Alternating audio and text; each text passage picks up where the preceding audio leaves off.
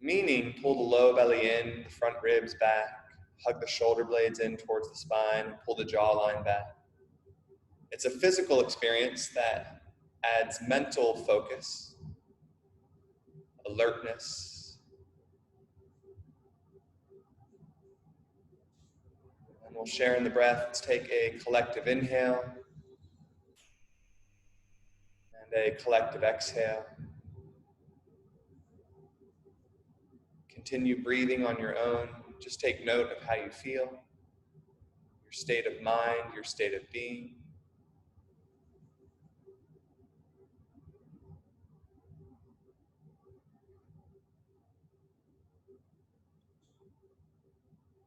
And now bring the palms together, prayer position over the heart, and commit consciously to a way of being that will support this experience, this day.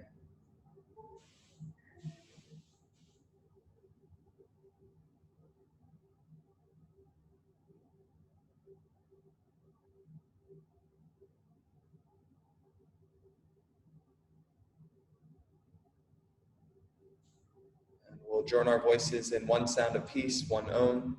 Take a deep breath in.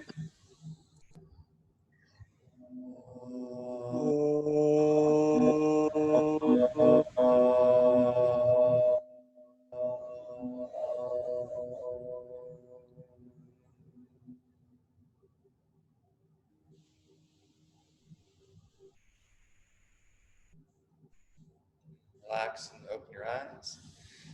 Takes a little bit to get those lungs warmed up. John crapped out halfway through. I don't know if you guys heard it. Just trying to pick it back up at the very end.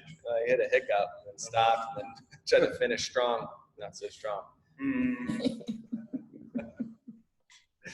Oh, right. The singing bowl. Oh, yeah. We're gonna get the singing bowl. I don't know what forgot sing. What are we doing? What are we doing with our lives, people? Forgot the singing bowl. Harmonize, all of us. Yeah. Sing word. So we'll start with any questions from yesterday, any insights, any thoughts, anything you want to share, whether it's karma or talent code or deep practice. We talked about a bunch of stuff, languaging a pose, any questions about the form, energy, and perspective, anything like that before we jump in? Was the languaging a pose? Yeah, go ahead. Oh, so we talk about karma and the gifts of giving and receiving, and that it doesn't happen automatically. And I just had to share because sometimes it does. Sometimes it will. Yeah.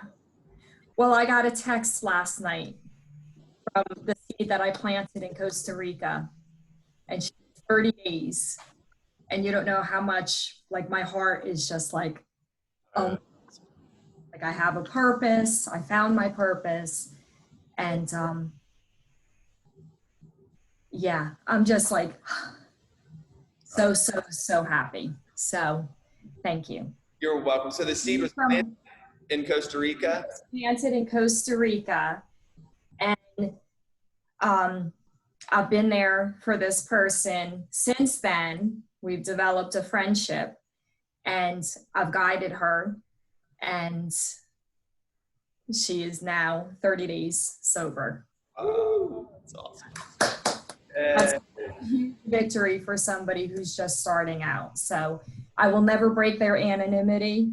But it just, everything that I learned from that program and from you guys is coming together, and it's not about me. It's about giving it away, the teachings that you guys have taught me, and to help to heal another soul. And just to have that text after yesterday's training, I mean, I feel like I'm floating. I just feel like, oh my God, things are, all the work, all the, I was late this morning, coming in late because, if I'm not 15 minutes early, I'm late. Just journaling this morning and doing my 15-minute meditation this morning, even though, you have to stay consistent with things, and everything you guys tell me and everything everybody else tells me, so you have to do the work even when you don't feel like it. And it's Chris, your story that you told, I think it was in the 5-day immersion, I've shared that in other venues. The story that you have about being, Okay. I think the story was, you know, you're in the woods and it's dark and it's cold and you look out on the horizon and there's a bonfire, and the practice of meditating, and you know, you want to get closer to that bonfire. So every day that you meditate, or every day that you do take certain actions, you get closer to that warmth. It's not about being enlightened. It's about the, you know, the process of getting there. So, you know, just staying and staying consistent. And yesterday I realized that I'm reading the script every day. I'm listening to it but by me not saying it, and immediately I get really nervous and I can't remember it. And today, you know, I want to be playful.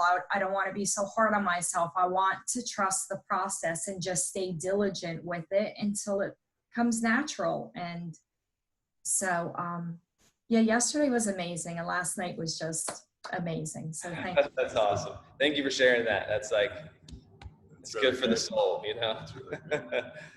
Yeah. And congratulations just on you being able to help her. A lot of people recently left. So big, you know, it's literally, it was, here, I'm gonna, hold on real quick. Let me just do one. Hey, right? I just muted everybody. So unmute, Denise, if you had something to say after I say this, feel free to unmute yourself. Oh, what was I gonna say? Story. Yeah. Oh, there's something good. Oh, it'll come back to me. I just lost it. I really want to say it too. Last night, during the day. No, I guess one of the things that came up, maybe the other thing will come up, but one thing that came up is like, you can't replace doing the work. You can't, you know, like there was in the YACS, or the Awaken Life Yoga Academy Facebook group, there was someone who posted like, hey, you know, I've kind of lost momentum. Like, what do I do? It was to that effect. And I was like, and I know her really well, so I felt okay to like go here and be a little harder. If you guys, It was a compliment sandwich too. it was a compliment nice sandwich. You know, I was like, listen, I love you, and I come from love when I say this, but you have to do the fucking work. You got to do the fucking work. Like, if you're not doing the work, nothing can help you. No one can help you. You know, like, this is, and what we realize is like, man, like, we have all, and this is when you have to let go. Like, this is when, and this is probably the hardest part, is when you're like, you give everything. Like Denise, you opened up the door, you planted the seed, you probably watered it every once in a while, just saying like, hey, you know, I'm here for you. And like, if you get attached to the result, like to them doing the work, you suffer because of it. And so I guess my point is simply like, especially with, and this is very appropriate for the work, if you all go out and teach, you're going to be helping, and you're already doing it. Remember, to teach is to demonstrate, right? You're doing it by being the example and living your life and meditating and practicing and you know, focusing on all the things that we're focusing on inside of the Awaken Life Yoga Academy. But like, if you get attached to the results of your students, you will suffer because you can't do the work. This is what's so beautiful about a class, like just in the regular class setting, is that you can come in 100% as a teacher, right? 100% as a teacher, and give everything, literally, like just lay it all, like have the sequencing exactly like you want it, and it all worked out, and you said all the words that you wanted to say, and then the theming and like the deep spiritual message that you wanted to give, and it was like, you felt the presence of God in the room, you know, and a student can literally walk out and be like, thanks, or say nothing. If you get attached to needing the validate, like, you have to know that if you brought everything, that's all you can do, because it's not 50-50, right? And we made it at 100. That's bullshit. You bring 100, and the students have to show up. The students have to be there, not just physically, but be there to be engaged and to feel what you're offering and to be willing to go there. This is what's so vital, is that it's 100% from the teacher, 100% from the student, and when they both bring all of themselves to it, a beautiful thing happens. Literally magic happens. And that's what happens, like for your example, Denise, that's exactly what happened. Is like you were just 100% invested in being of service. And she, at some point, was 100% invested in making a change in her life. Right. And there you were available. There she was willing. And that's where the magic happens. Right. But that was like for me, that was like a God moment, karma. We were brought together for a reason at a time when we were both open and in a situation with you guys that, you know, my story, I don't tell it to everybody. And I only tell it in places that I feel safe. And it was a situation where I allowed myself to be vulnerable. I allowed myself to share that story. And that was a whole much, much bigger thing. That what I'm trying to say is it had nothing to do with, quote, me, my physical being. I was used as a vessel. Like I so believe that I was, it was the perfect karmic setting. And what was I gonna say?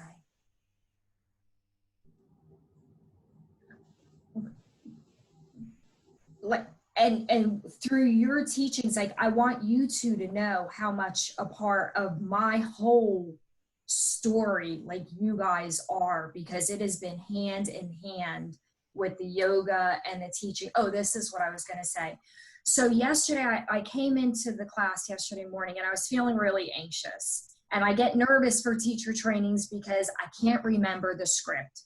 And I'm like, for the love of God, how much damage did I do to my brain cells? But I am reading it and listening to it. And I'm like, come on, man.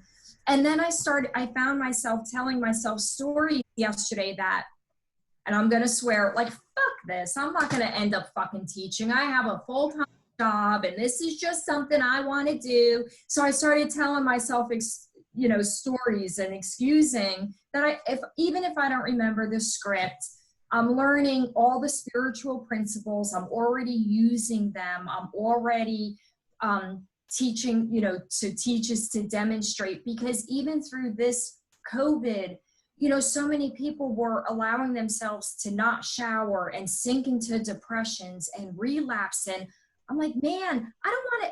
Yeah, I'm working from home. I don't have to take a shower either. But what I found was in the beginning, I was slipping into this depression. I was like, the only one that can change this is me. Get your ass up. Do your meditation. Take a shower. Brush your teeth. Go to work in your home office. And like, you have to do the work. You have to make certain choices. So my point in this is that at the end of the day, when we did the little exercise, at first I was like, I remembered more than I thought I did, but then you should know this, man. You've been practicing consistently for 3 years. What the hell? And I want to be more playful, and I want to allow myself not to be such a perfectionist, the analysis paralysis. If I can't do this perfect, then I'm not going to be able to do it at all. And whatever, and who the hell is going to teach after this epidemic anyway? Yoga studio, just the whole. But the realistic thing is that how much I'm changing during this process and how much I'm opening and learning, and no matter what, everything that I'm learning here is going to be played forward to help other people, whether that means I'm actually teaching a yoga class or I'm just carrying around the spiritual principles and sharing that at the right time with the right people and helping to help, heal another soul. So thank you so much. Yeah, for sure. Thank you for doing the work, Denise. Thank you for chasing us all over the place with everything we do. Like, no, man, I'm in. Look at this. Where are we going next, boys? Come on. What's so funny, Denise? Just a little bit side copy. I want to address what you said, but do you remember right before the retreat, you're like, John, I'm going on this retreat, but are you guys going to teach new stuff? Because I've heard all of your stuff already. Well, we kind of teach the same thing over and over again. Just a little different angle. And I'm like, but I think what I said is, Chris and I are learning all the time, and we're constantly studying, constantly learning new stuff, and it always gives us a different angle. The stuff we teach is the same stuff.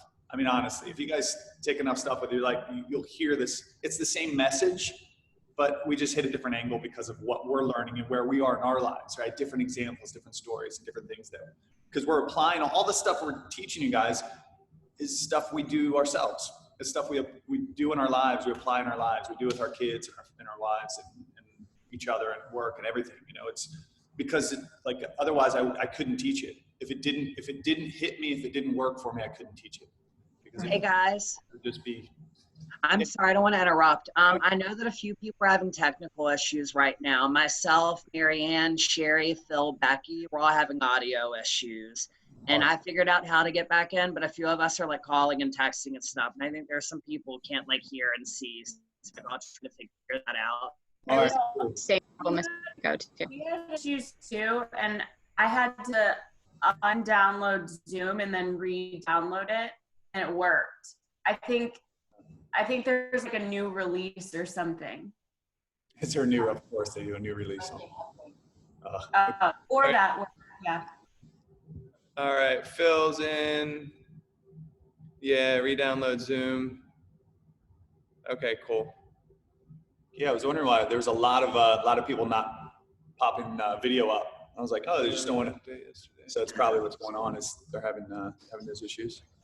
I did several things. I restarted my computer, I re-downloaded Zoom, and then in the prompts in the beginning when it's starting the meetings, I tested my speaker and my mic, and then when I went back in that fifth time, then it would let me hear everything. Oh, that's crazy. Okay. Thank you for letting us know. We want to make sure everyone gets in.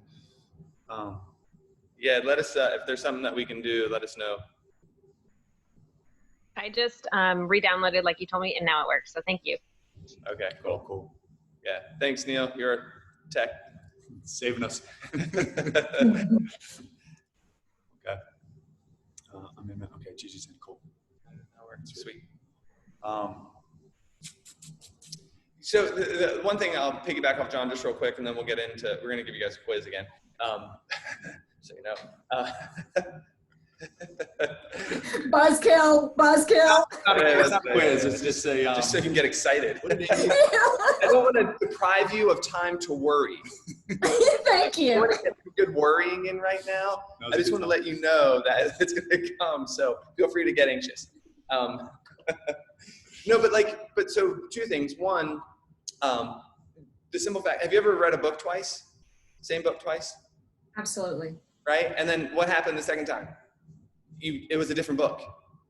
Was the book different? No. What was different? You. Yep. Because we're living and we're growing and we're evolving and we're changing, and the way we see the world changes literally from day to day on subtle levels, week to week, bigger levels, year to year. You're basically cellularly a completely different person.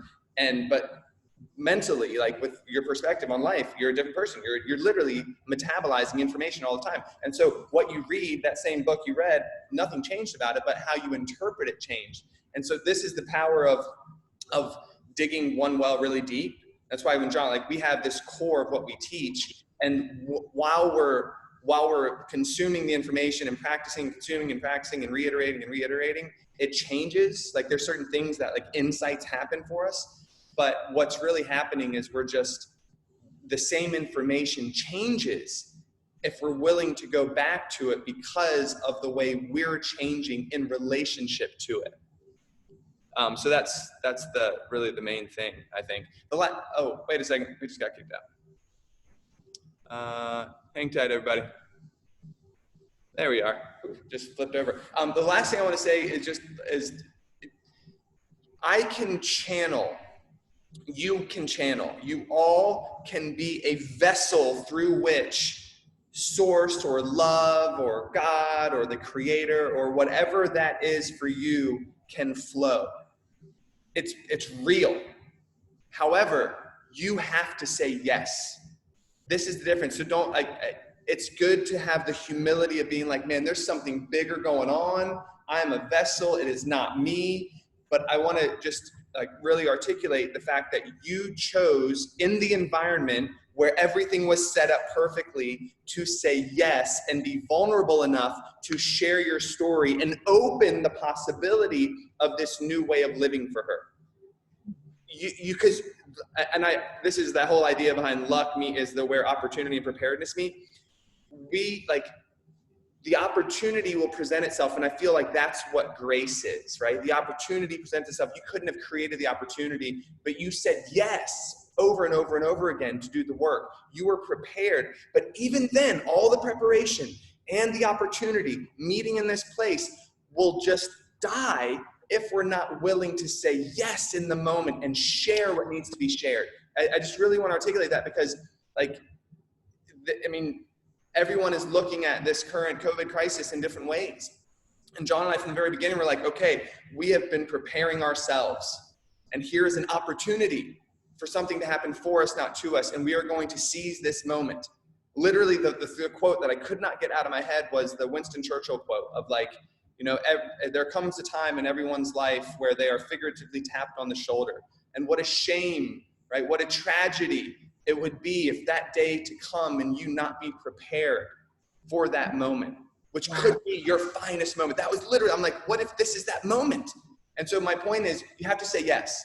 You have to continually say yes. And if you're doing the work, you're meditating, you're practicing, you're consuming all the information that you're doing, and an opportunity presents itself that you could have never contrived, you could have never put in place, there's still a moment where not just you say yes, but then she has to say yes. This is the beauty of what we're really doing with karma. What we're really doing with this whole practice is we're preparing ourselves, right? We're building the mental, the physical, the spiritual muscle to be prepared for the opportunity. And when it comes, we still have to be willing in that moment to say yes. And I believe in the fact that if we said no, the opportunity will present itself again and again and again if it's something we really have in our hearts. And if we're doing the work, it comes back to what Chris said. If we're doing the work, and that was what I wanted to jump in kind of at that angle. No, we'll this will be it, and then we'll start doing some yoga. Is that we are our own worst critics. I'm pretty sure it was in our educational system how we're taught for all of us to want to be at this really, really, really high level of whatever it is we're learning. And it's what you said. It's like this all or none kind of idea of like, I need to be so good that I'm not going to do the work because I'm not that good yet. Right? It's this idea that if I don't make straight A's, then I'm less than somehow. And it's such absolute bullshit. It's so the opposite of how we actually get really good at anything, but it's also the opposite of how we get really successful in whatever term that is. We have to iterate and iterate and iterate and iterate. We have to do it, reiterate, and keep doing it and doing it and doing it. It's Niels Bohr is a Nobel Prize winning physicist, and one of his best quotes, in my opinion, is the master in any field is the one who's failed the most times. The master in any field is the one who's failed the most times. Something to that. I'm paraphrasing a little bit, but it's exactly right. We have to be. And it's what Chris read last night with the talent code. We have to be willing to be bad in order to be the best. We have to be willing to be bad in order to be good. We have to let ourselves just do it and do it and do it and do it. But obviously there's levels of that, right? But in this context of learning to teach yoga, we have to be willing to say, okay, I don't really know the script well, but I'm gonna take this next chunk and I'm gonna do my best at it. And then I'm gonna let my best be good enough, because that's where I am right now. And then I'm gonna take this next chunk and do it and do it and do it. And I'm gonna fail, and I'm gonna fail with somebody. I'm gonna let someone know that I'm not that good yet, and that's okay, right? and you just keep putting yourselves out. Guys, the very first, so this is after teacher training, the very first class I taught was an absolute disaster. I was in it. Chris was in it. And he was judging me the whole time. The whole time, like, I would do it way As better. any brother should. Until I went to training and I was like, oh my God, I have no idea what I'm doing. I taught it was supposed to be a 90-minute class. I went like 15 minutes over, I think. And I taught every cue he could ever remember for the entirety of his yoga career at that point, and every cue that they taught him in teacher training was said in that class. He left no cue unsaid. I mean, the longest awkward pose you've ever experienced in your life. And every single cue, I think you could say an awkward pose. It was so bad, guys. But after that class, I was like, all right, I went 15 minutes over. That's cool. And I felt okay. My next class wasn't that good either. Felt okay. My third or fourth class, I finished it and I was like, I shouldn't be a yoga teacher. This isn't for me. I was like, then it started hitting me a little bit. I was like, I think I've made a bad choice. I think I went in the wrong direction. I need to quit now. But I was like, no, I'm going to get back on and do it again. And then I did it again, did it again, and did it again. And slowly they got a little better and a little better and a little better. And eventually I didn't suck as much. I didn't suck so bad. And I kept, but this is it, guys. It was like willing to be bad, willing to just put ourselves out and say, okay, I'm getting better. I'm going to just keep doing it.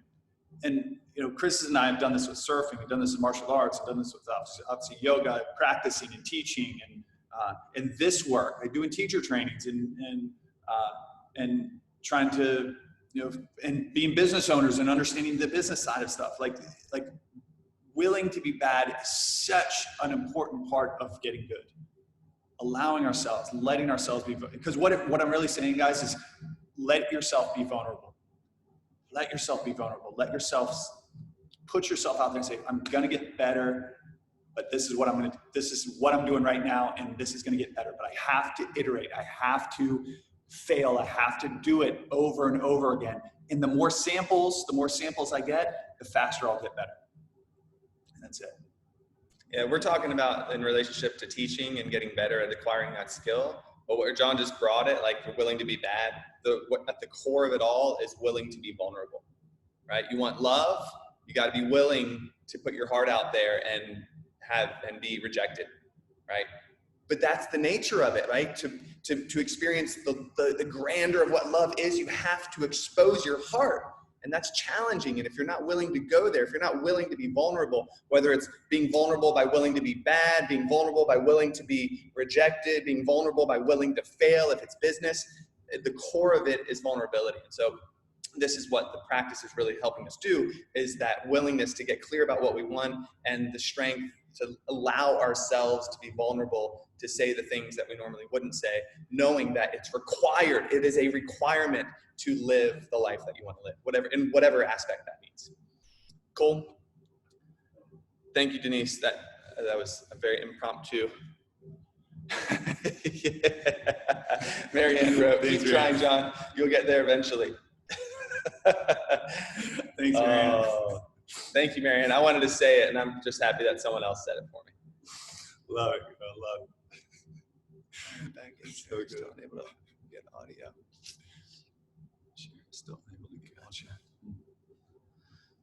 audio. I'll try to connect with them offline as we let's get into the quiz now. They've tried all the recommended course of action. I'm not sure what other guidance to give. Yeah. Let me look into it real quick, Neil. I'll take care of it. Hopefully, fingers crossed.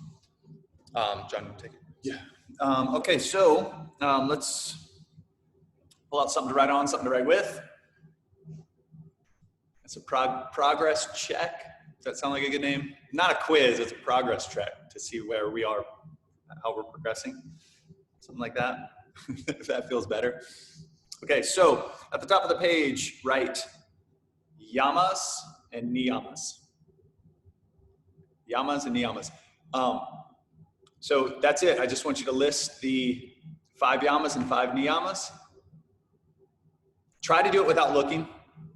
Like this is a quick, like just to see where you are with it. If extra credit, you can do Sanskrit. Try Sanskrit. That was for you, Neil. But otherwise, just get 5 yamas, 5 niyamas. If you want to do, yeah, let's do this too. Just a word, a little phrase about what it is, right? What is it? You can actually, and I think almost all of you can do it in 1 or 2 words of what it means, basically. We get that far. Cool? All right, take it away.